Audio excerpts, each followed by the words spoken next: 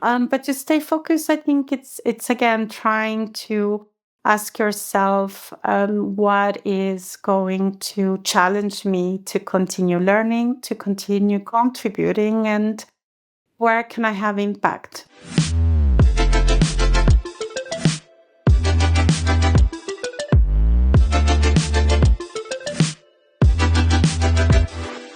Welcome to the Technical Difficulties Podcast. I'm Liz Gerber and a design professor at Northwestern. And I'm Lauren Lynn, and I'm a student who has also worked in the design industry. Each week, we speak with women leaders in design and technology.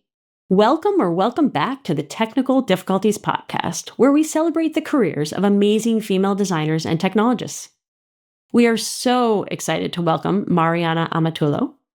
Mariana is a global design strategist and academic powerhouse whose career has redefined the impact of design in organizations and society. I first met Mariana when she was shaping the future of design education as the co-founder of Design Matters at Art Center in Pasadena.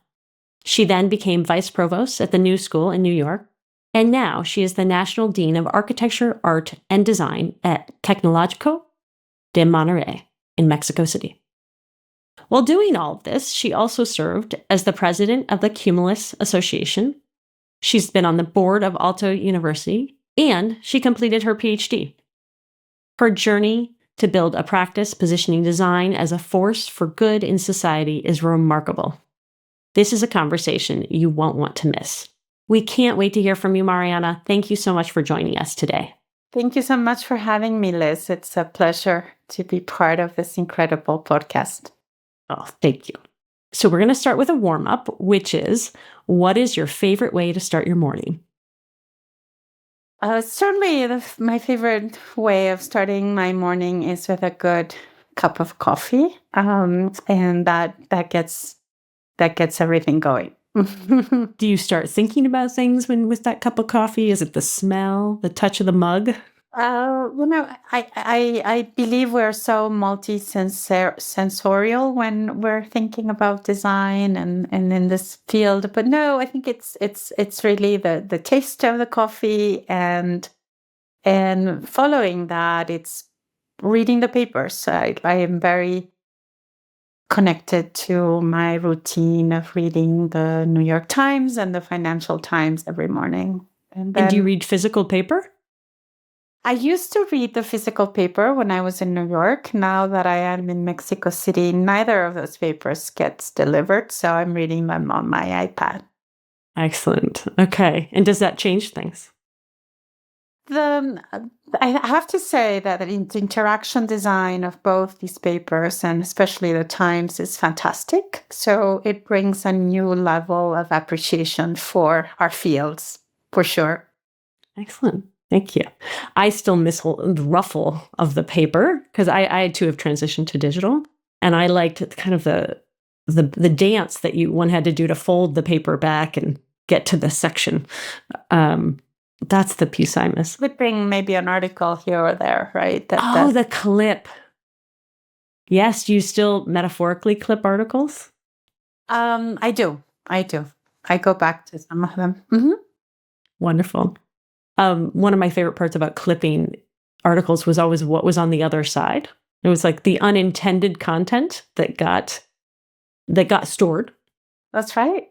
And that was a favorite part. Looking back, doesn't happen so much anymore.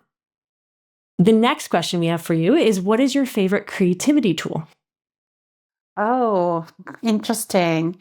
Well, I am a writer. I'm always working on a book. And I love the app Grammarly because I'm a tortoise writer and I rewrite myself a lot. And I'm enjoying how Grammarly also with more Gen AI features has gotten more and more agile. And I enjoy working with that editing tool.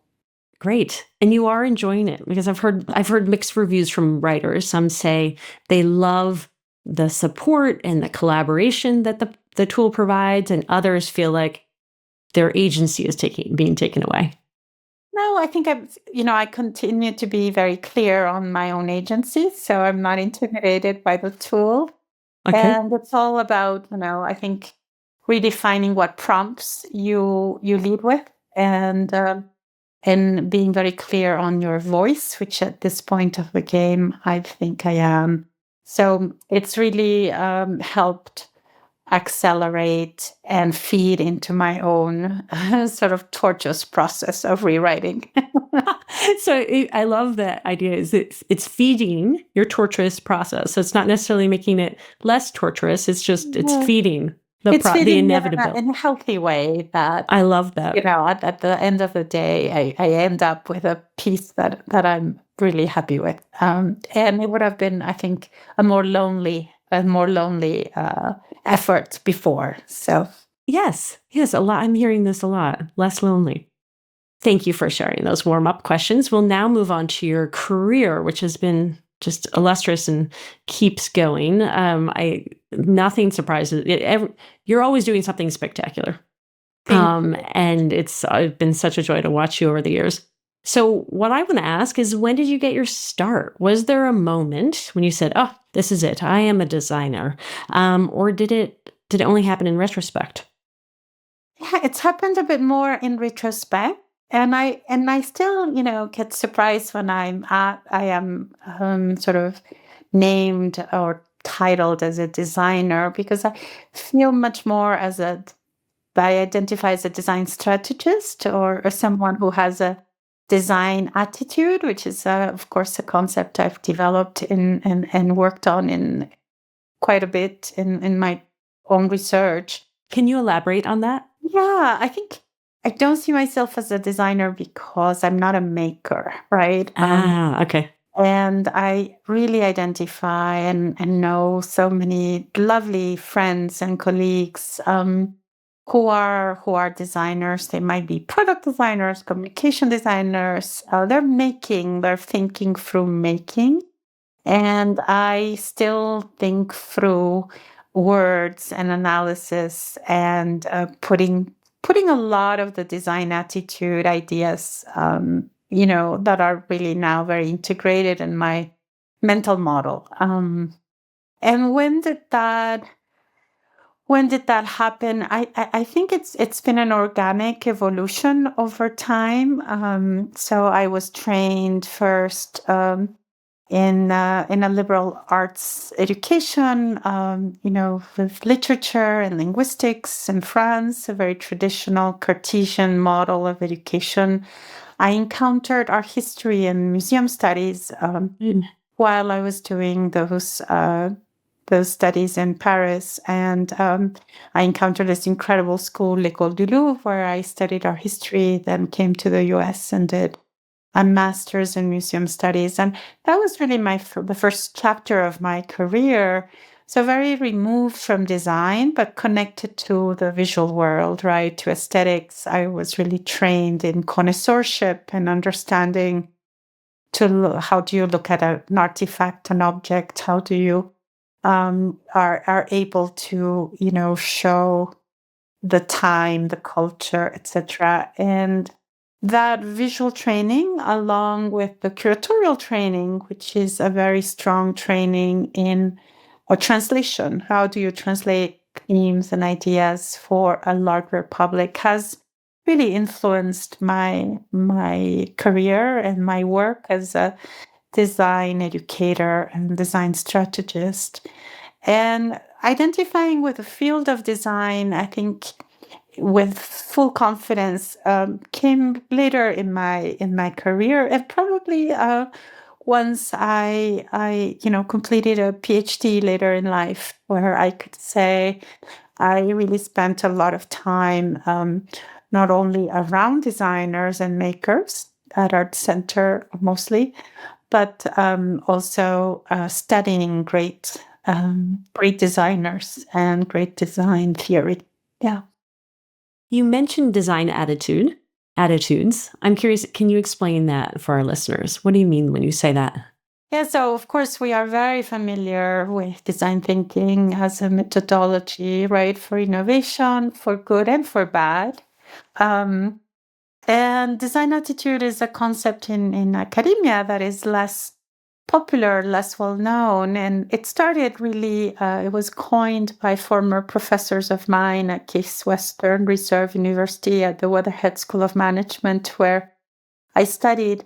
And this was the work of Calliope and Boland, who were working with Frank Gehry in this beautiful building that houses the Weatherhead School of Management.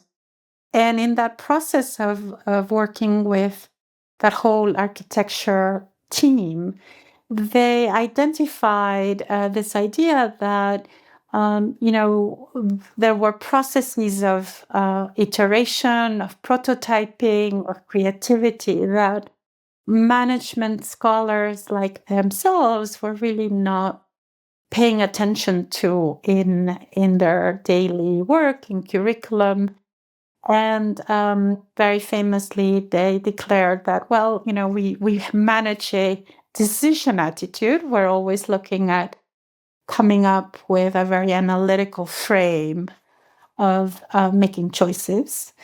But the work designers and great architects, follow that process is much more generative, and it's this design attitude. And if we were to adopt a little bit more of that mindset, perhaps we would get to better and more also ethical solutions at the end of our decisions.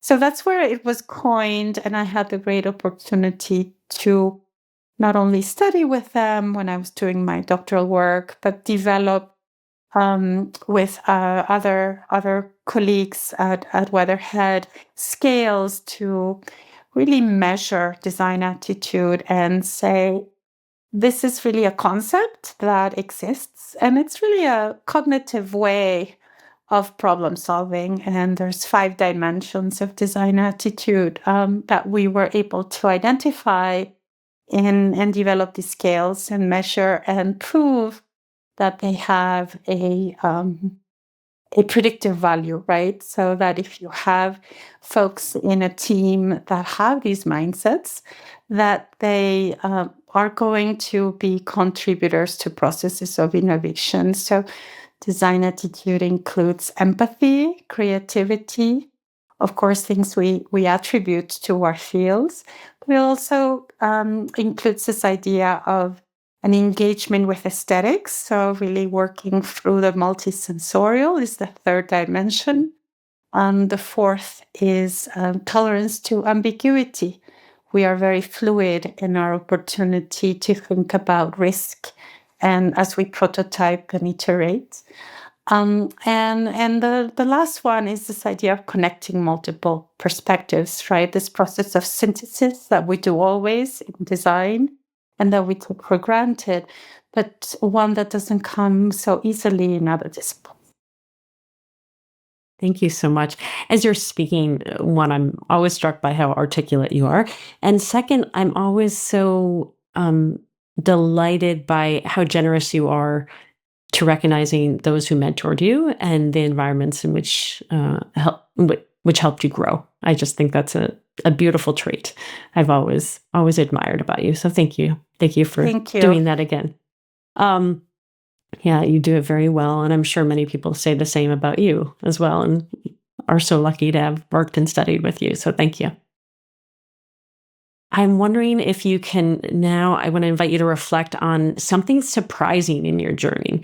I suspect it wasn't a straight linear path. Was there something surprising that you've learned that you would be willing to share with us?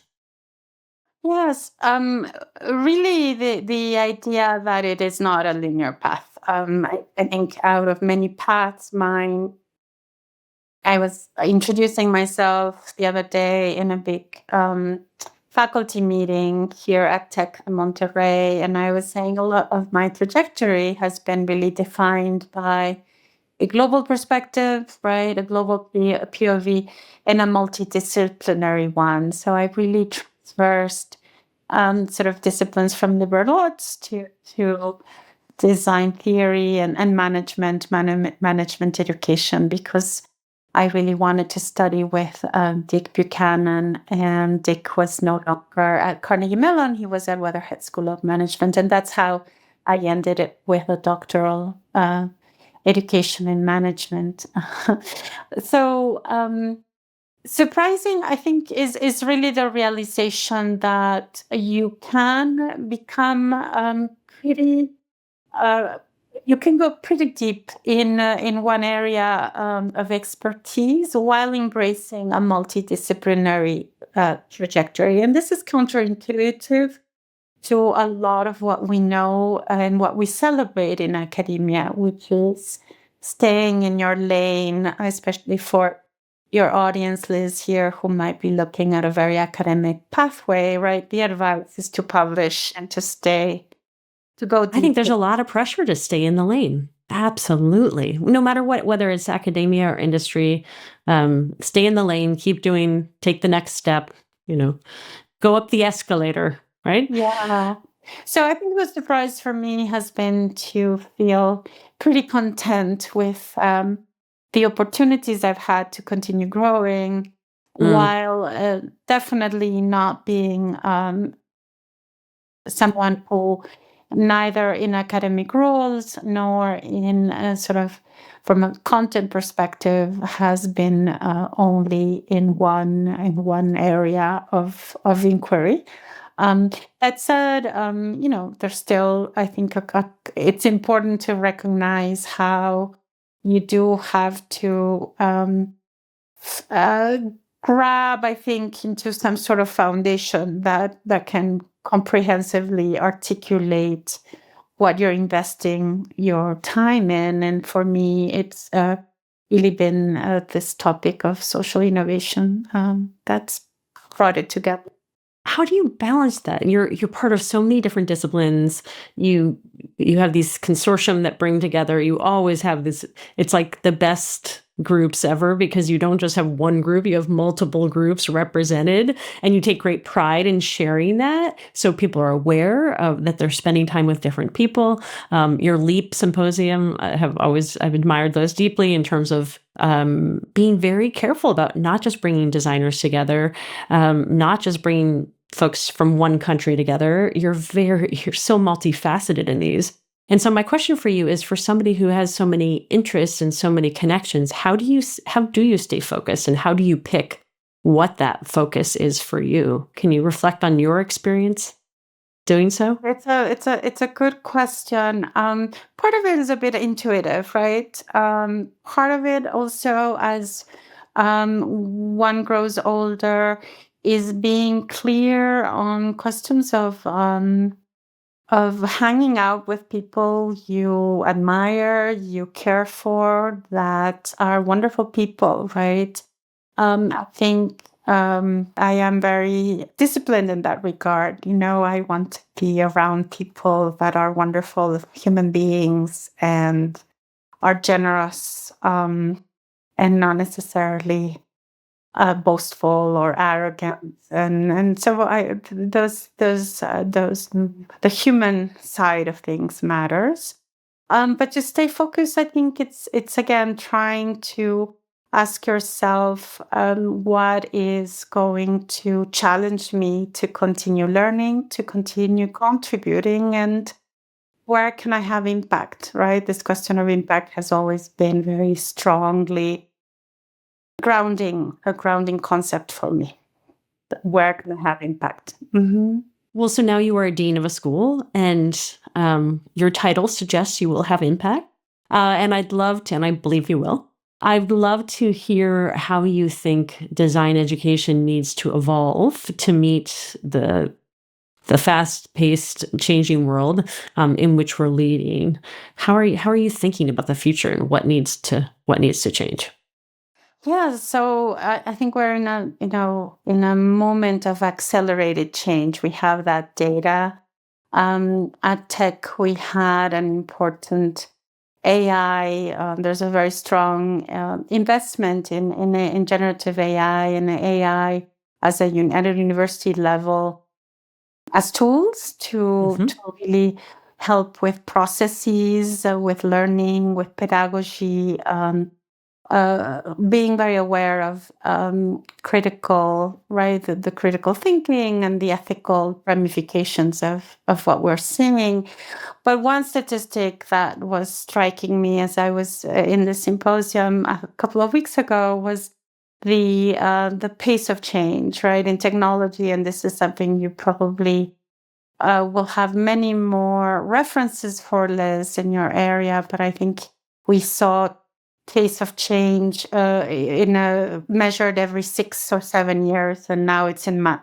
So when you see that happening in technology, you have to ask yourself in our fields, in architecture, in urbanism, in design, in the arts, what does that mean, especially as some of these tools are compromising, creative processes in ways that are very problematic as well, right? So um, we are in a moment where from a curricular perspective, as we think about our schools around the world, we have to embrace these technologies, and we have to also be very grounded in how they're deployed and how they're going to accelerate our field and not compromise it. So that's one question I think we all have in terms of the future. And then in terms of the future, we are also seeing the limitations of design and of these disciplines alone. And so I have been, again, a proponent of collaboration and multidisciplinarity. And more, I think, because of the complexity of the world we're in, because of the polarization that we see, we need architects and designers and artists who can be quite articulate, not only as beautiful makers, but as folks who can defend ideas and who can really be able to navigate different languages, with quant being, an area of data that we need to understand how to manipulate and work with. Thank you. What do you say to the anxious student that comes to you and says, will there be a job for me when I get out of school? I'm always I'm almost always a positive, optimistic individual. And I would say, yes. And that, perhaps you will be part of a generation who will be redefining that position, right? We've said this for a long time, that we have to give students an education with the tools and the capabilities to be in several careers, because we have seen those trends now for the last 20 years or so. So it's not about necessarily predicting what that job is, but knowing that you will have that creative confidence to be a contributor, no matter what that future is. Yeah. I love that response. I've been thinking a lot about how this time is making it necessary for us to really be clear about our personal values, right? As change is constant, having a North Star for ourselves seems even more important. And I think that's something that designers have a good intuition for. They're good at understanding what other people's values are, and I think turning some of those tools on themselves to be really clear about what their values are, I think will be helpful. Yes, it's a great joy at Parsons to work with colleagues on a couple of courses on design and ethics for both at the graduate and the undergraduate level in the School of Design Strategies at Parsons. And it was fantastic to help develop the curriculum for these courses, but also co-teach his courses, and really worked with undergrads, right, in thinking about values and sort of really processing a lot of wonderful philosophical texts, but also practitioner case studies and understanding, how do I live as I'm about to enter the workforce, maybe after a bachelor's degree, with an orientation, so that I can spot in a new company organization where I belong, right? And how do I behave? Right. I have not fact checked this, but somebody told me the other day that Socrates, the philosopher, was against writing early in his career because he believed the way to exchange ideas was face to face. Mm-hmm. And again, not fact checked, but hypothetically, I've been thinking a lot about the resistance that we've had to change in the past. And in retrospect, realized things worked out okay. Mm-hmm. Writing, I think most people would agree, is a decent, if not admirable, activity for and effective for exchanging ideas. That's striking to me that a leading thinker of the time was resistant to writing. That is something I would love to learn more about. I'll follow up with you. Yeah.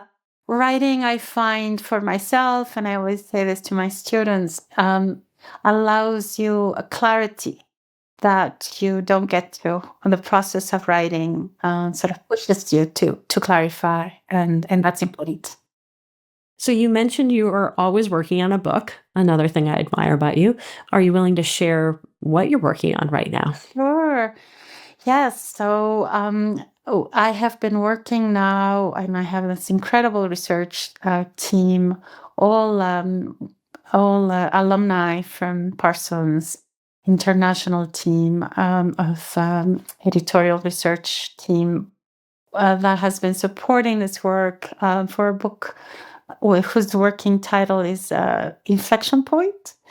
And it's 45 interviews, and 44 are done. I'm getting to the last one of architects and designers around the world who have really invested in this question of purpose in their careers. I was very fortunate last year to receive a wonderful grant from the Rockefeller Foundation to be a fellow in Bellagio, in this incredible retreat center they have, where they give you the space to be with other fellows and working on projects that have an impact, a social impact. So all the research for the project is done, and it's really one-on-one interviews I've been having, asking this question about career journeys and moments of impact and inflection that have allowed these very sort of inspiring folks to advance in their space. So now the book has probably another 6 months of work, the writing of it, before it goes to the publisher. So hoping 2026 is when it will come out. Great. Congratulations. What surprised you about your learning from these inflection points? So some of the work we've been doing with the research team is really a grounded theory, which is this method, right, to cluster patterns that you see across these interviews. And it's surprising, I would say, well, maybe not so surprising to see that all of us, and I think this is the power maybe of the premise of this book, will have moments of epiphany where we know we're spending a moment, we're having an experience or a learning.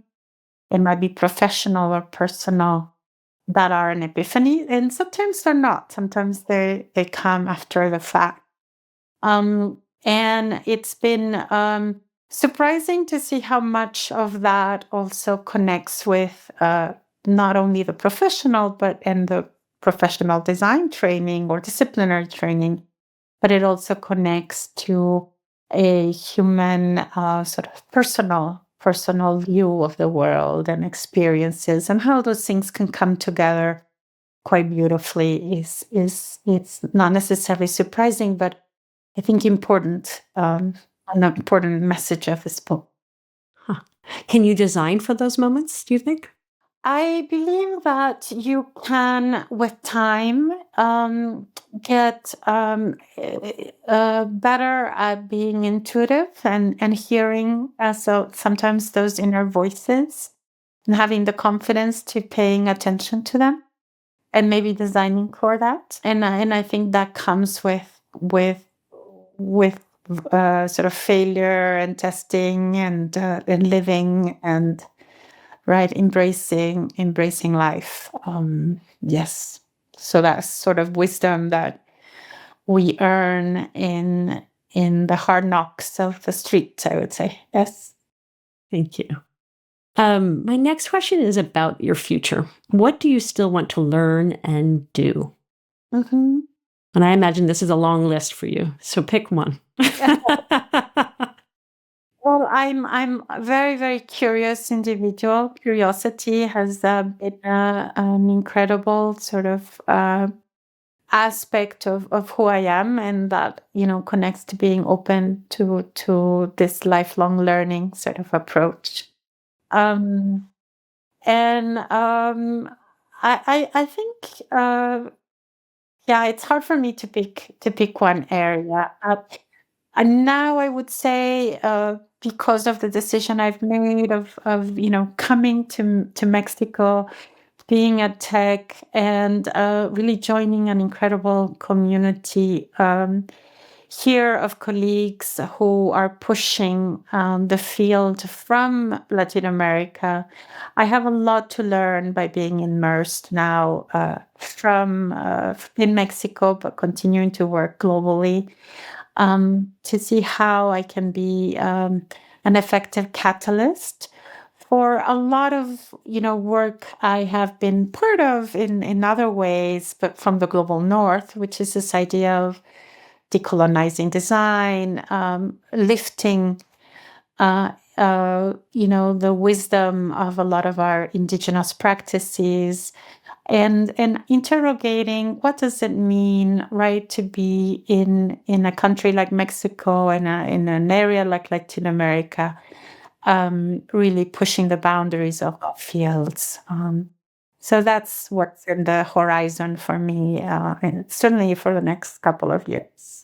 Thank you. Can you explain what you mean by decolonizing design? So there's and I'm not an expert at all in this, but there's an important field of scholarship in design studies that has been very critical of the Bauhaus sort of frame that we have used, the industrial design, the industrial era frame, which came from Europe and United States, and a lot of our star sort of designers from the 20th century have been figures in this part of the world, right? And this idea of colonizing design is really stripping a little bit of the, acknowledging the importance of those models, um, and why they matter, but also acknowledging perhaps movements and individuals and dynamics that are also problematic and um, that have brought power dynamics that have been very problematic, that have taken an arrogant approach and a clueless approach, basically superimposing these ideas into other territories and other parts of the world. Yeah. I'm struck by the comment you made earlier about the management world being very decision focused and design coming in and offering new lenses and ways of thinking. And now another opportunity for design to be informed by new perspectives. So thank you for sharing it in that way. I'd love to wrap up with what we're calling the mentor moment. If you were just starting your career today, what would you do differently, or what would you do the exact same? What I would do this exact same is continuing to be quite open and intuitive in terms of embracing different disciplines and embracing those spaces for collaboration and exchange. Um, that I believe is really important, especially as we also look at the theory and at what we know from scholarship. We know that innovation and impact usually happens in the intersection, right? And in this moment of collaboration. And so I believe that having the courage to embrace that fluidity, which can be messy and which can also produce a bit of anxiety, perhaps, is ultimately quite healthy and can lead you to opportunities that are worthwhile pursuing. Thank you. I'm struck by a word that you use often, and you've used it. I've referenced it already to organize a symposium, which is the word leap. And in a written piece, you wrote, "To leap is not to move timidly, but to advance with great determination." That is how I think of you, is as a leaper, as somebody who leaps. Thank you for sharing your time and stories with us, Mariana.